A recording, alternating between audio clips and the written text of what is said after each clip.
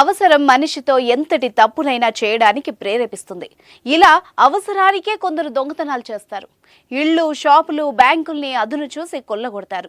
ఇప్పుడు శ్మశాన వాటికల్లో కూడా దొంగలు పడుతున్నారు. శ్మశాన వాటికల్లో దొంగలు పడ్డం ఏంటి?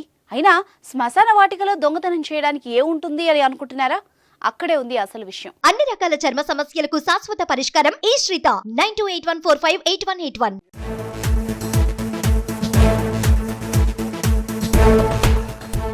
శవాల మీద చిల్లర ఏరుకోవడం అంటే ఇదేనేమో.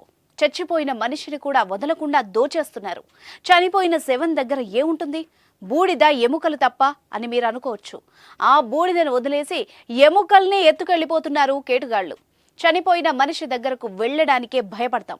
అలాంటిది పూర్తిగా కాలిపోయిన శవాల దగ్గరకు వెళ్లి ఎముకలను, పుర్రెలను చేత్తో తీసి చక్కగా సంచిలో వేసుకుని వెళ్లిపోతున్నారు. పెద్దపల్లి జిల్లా సుల్తానాబాద్ శ్మశానంలో జరుగుతున్న ఈ తతంగం విస్మయం కలిగిస్తోంది. మృతదేహాలను దహనం చేసిన తర్వాత మిగిలిన అస్థికల్ని కుటుంబ సభ్యులు సేకరిస్తారు. వాటిని 5, 9, 11వ రోజుల తర్వాత పవిత్ర నదుల్లో కలుపుతారు. అయితే కొన్ని రోజులుగా శ్మశానంలో అస్థికలు కనిపించకపోవడంతో దహనం అప్పుడు అవి కూడా కాలి బూడిదయ్యాయని భావించారు.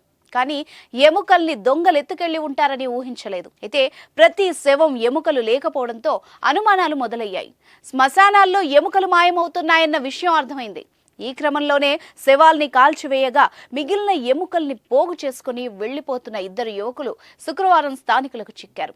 వాళ్లను మందలించి అక్కడి నుంచి పంపించేశారు. అయితే తర్వాత రోజు మరో 2 మహిళలు శ్మశానంలో ఎముకలు పోగు చేస్తూ కనిపించారు. అనుమానం వచ్చిన స్థానికులు పోలీసులకు సమాచారం అందించారు. పోలీసులు ఆ మహిళల్ని అదుపులోకి తీసుకుని విచారణ చేపట్టారు.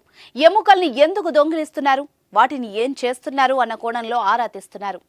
ఎముకలతో పాటు శవాన్ని కాల్చగా వచ్చిన బొగ్గుల్ని కూడా తీసుకెళ్తున్నట్టు తెలుస్తోంది. ఈరోజు మా ముత్యం రమేష్ గారి దాన సత్క్రమాలు జరిగిపోయినాయి.